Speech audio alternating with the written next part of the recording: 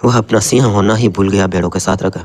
सिंह ना होने का कोई उपाय न था, लेकिन विस्मृति हो गई। फिर एक दिन ऐसा हुआ कि एक बूढ़े सिंह ने हमला किया भेड़ों के उस झुंड पर। वो बूढ़ा सिंह तो चौंक गया, विश्वास न कर सका कि एक जवान सिंह, जवान शेर, सुंदर बलशाली भेड़ों के बीच, इन कमजोर भेड़ों के बीच गसर बसर भागा जा रहा है।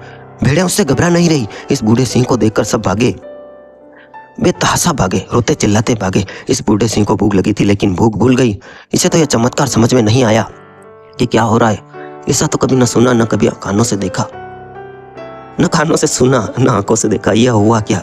वो भागा, उसने भेड़ों की फिक्र छोड़ दी, वो सिंह को पकड़ने भागा। विवेकानंद कहा करते थे, एक सिंहनी गर्भवती थी। वो छलांग लगाती थी, एक टीले पर से दूसरे टीले पर। छलांग के झटकों में उसका बच्चा गर्भ से गिर गया, गर्भपात हो गया।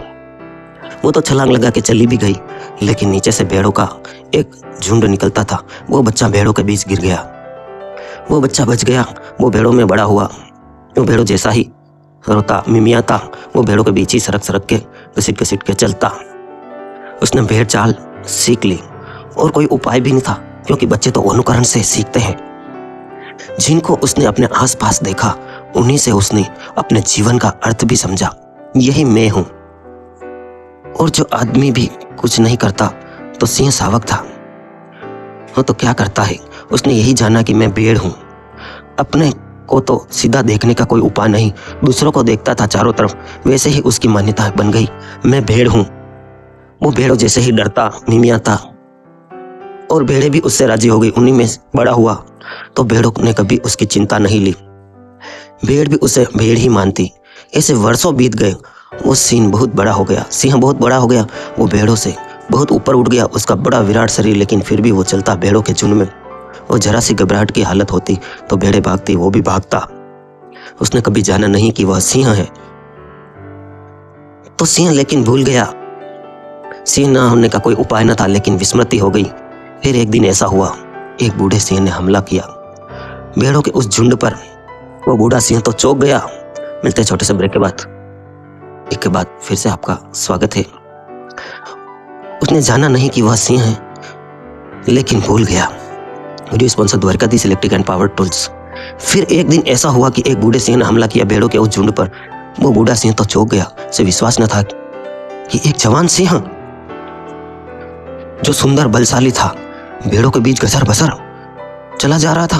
भेड़ें उससे घबरा नहीं रही, और इस बूढ़े सिंह को देखकर सब भागे, बेतहाशा भागे, रोते चिल्लाते भागे।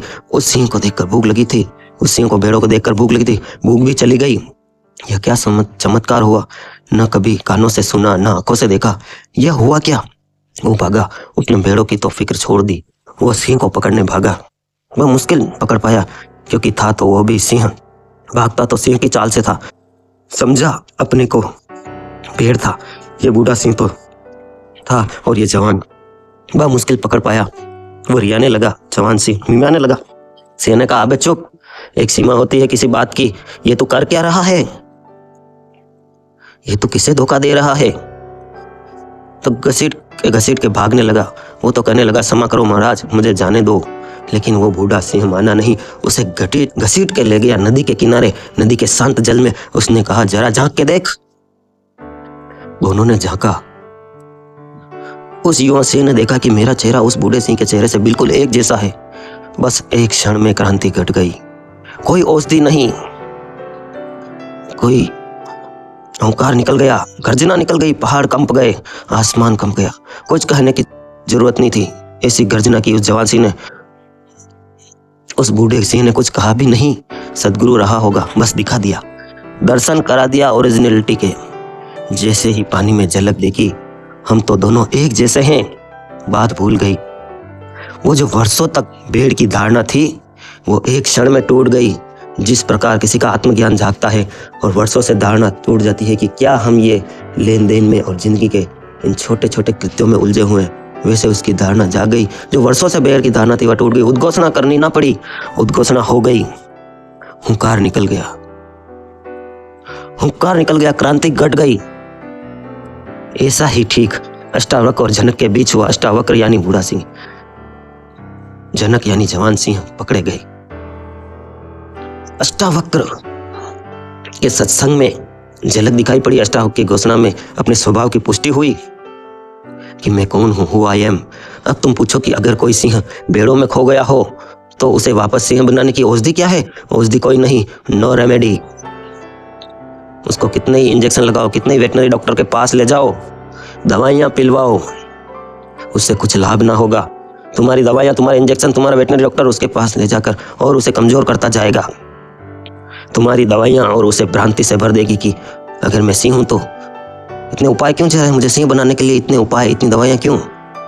फिर भी मैं सिंह नहीं हो पा रहा हूं। अगर मैं सिंह था तो उपाय क्यों किए जाते हैं? जरूर मैं भेड़ हूं, जबरदस्ती ये लोग मुझे सिंह बनाने की चेष्टा कर रहे हैं।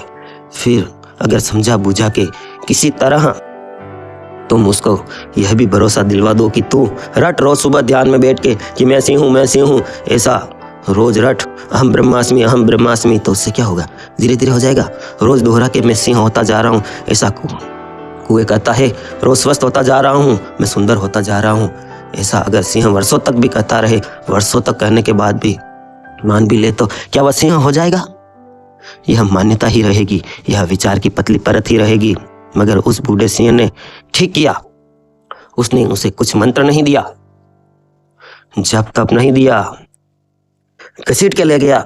एक स्थिति पैदा की जिससे उसे अपने स्वभाव की झलक मिल गई। सदगुरु के सत्संग का इतना ही अर्थ होता है, वह तुम्हें घसीट के वहां ले जाए। दोस्तों, मनुष्य होने का भाव, ज्ञान अगर जगाना चाहते हो, इस ज्ञान रूपी अमृत को पीना चाहते हो, तो सब्सक्राइब कर लिया तो एक बेल आइकॉन प्रेस करें ताकि यह ज्ञान रूपी गंगा रोज सुबह 8 बजे आपको सबसे पहले मिल सके। और अपने सारे दोस्तों को शेयर करें। वीडियो भी बाकी है और अपने विज्ञापन दे सकते हैं। अपने चेहरे को मिलाकर देख पाओ, यहाँ तुम अपने भीतर के अंतरात्मा को अपने अंतरतम के साथ मिलकर देख पाओ। गर्जना हो जाती है, एक क्षण में हो जाती है, आत्मज्ञान जग जाता है। सत्संग का अर्थ ही यही है कि किसी ऐसे व्यक्ति के पास बैठना, उठना जिसे अपने स्वरूप का बोध हो गया है। ऐसे व्यक्ति शायद उसके पास बैठते बैठते संक्रामक हो जाए, शायद उसकी मौजूदगी में, उसकी आंखों में, उसके इशारों में तुम्हारे भीतर सोया हुआ सिंह जाग जाए, शायद जाग जाए। औषधि कोई नहीं, उपाय कोई नहीं, विधि कोई भी नहीं, तस्मजसम अन्यत अकस्त, ना कोई औषधि है, क्योंकि ये सब दृश्य झूठ है। उस सिंह का भेड़ होना झूठ था, वो सारा दृश्य झूठ था। माना था इसलिए सच मालूम हो रहा था, जिस क्षण जाना इसी क्षण झूठ हो गया। वो स्वप्नबद्ध था, एक स्वप्नबद्ध था। मैं एक अद्वैत शुद्ध चैतन्य रस हूं, अद्वैत शुद्ध चैतन्य रस हूं। सुनो इस शब्द को, मैं एक अद्वैत शुद्ध चैतन्य रस हूं। अहो द्वैत मूलम यत् दुखम, इसका मतलब जानते हैं तो एक छोटा सा कमेंट करें। सभी दुख द्वैत से पैदा होते हैं। इस बसम अन्य आसत, इस दुख से छुटकारे के लिए कोई औषधि नहीं। तुम युगों युगों तक, जन्मों जन्मों तक भटकते रहोगे। दृश्यम रसा, क्योंकि सब झूठ है, सब स्वप्न होते हैं। अपनी असली चेतना, अपनी ऊर्जा को पहचानो। हम एका अम्ला छिद्रम रसा, मैं एक शुद्ध चैतन्य रस हूं। यह संसार ब्रह्मांड पूरी ऊर्जा है। यह गर्जना तुम्हारे भीतर उठेगी, इसे तुम पुनरुक्त मत करना, तुम सिर्फ समझना, तुम सिर्फ आंख खोल के देखना, कान खोल के सुनना। अष्टावक्र की गीता में कोई विधि नहीं है, यह उसकी महिमा है। कोई उपाय नहीं बताया है कि कैसे परमात्मा तक पूछे। इसे तो इतना कहा कि तुमने कभी परमात्मा को खोया ही नहीं। तुम पहले से सिंह हो, बस जागो, खोलो आंख की परतें, आंख को पहचानो, अपने स्वरूप को पहचानो। दोस्तों, वीडियो को एक लाइक और कमेंट जरूर करें, इससे हमें मोटिवेशन मिलता है। मुझे अज्ञान के कारण उपाधि की कल्पना की गई है। इस प्रकार नित्य विचार करते हुए मैं निर्विकल्प में स्थित हूं, निर्विकल्प।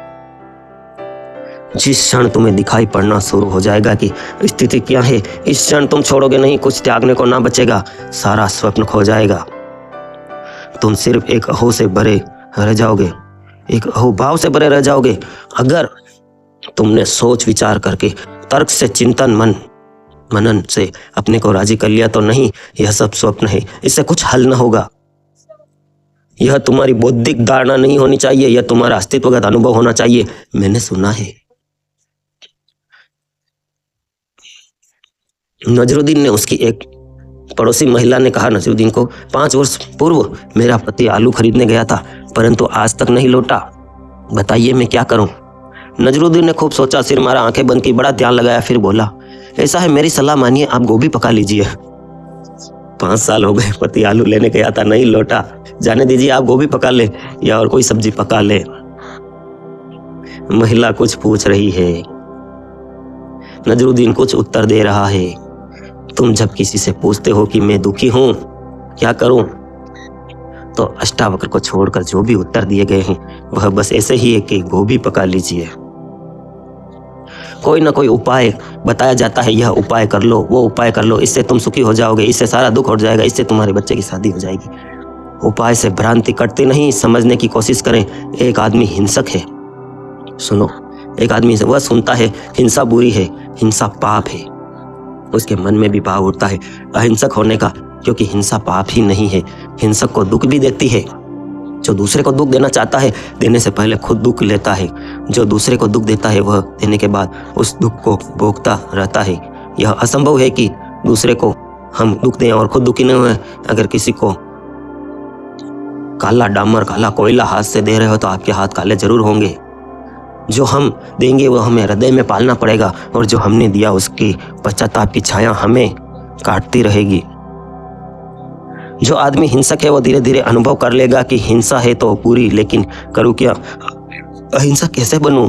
जो पूछता है अहिंसक कैसे बनूं, फिर उसे अहिंसक बनने के विधि बताने वाले लोग, जो हिंसक आदमी इन विधियों का पालन भी करने लगता है, लेकिन उन विधियों के पालन करने से उसकी हिंसा थोड़ी मिटती है। वो उन विधियों के पालन करने में हिंसक हो जाता है, वह दूसरों के साथ हिंसा बंद कर देता है, अपने साथ शुरू कर देता है। उसकी हिंसक वृत्ति कैसे जाएगी? कल वह दूसरों के साथ हिंसा कर रहा था, अब वह अपने साथ करता रहे। मैंने सुना एक आदमी बहुत हिंसक था, अपनी पत्नी को धक्का दे दिया, वह कुएं में गिरकर मर गई। उसे बड़ा दुख हुआ। किसी तरह अदालत से तो वो बच गया, सिद्ध ना हो सका, लेकिन उसके प्राणों में बड़ा झंझावट हो गया। उसने कहा बहुत हो गया। गांव में एक जैन मुनि आए, वो उनके पास गया। उन्होंने कहा महाराज मुझे मुक्त करो। दिगंबर जैन मुनि, अहिंसक और अहिंसक आपका परम धर्म, मैं हिंसक हूँ, मुझे किसी तरह मुक्त करो। मुनि ने कहा तुम मुनि दीक्षा ले लो। उसने कहा तभी कभी तैयार हूं मैं अभी का अभी। हिंसक आदमी, क्रोधी आदमी कोई भी चीज शीघ्रता से ही कर लेता है।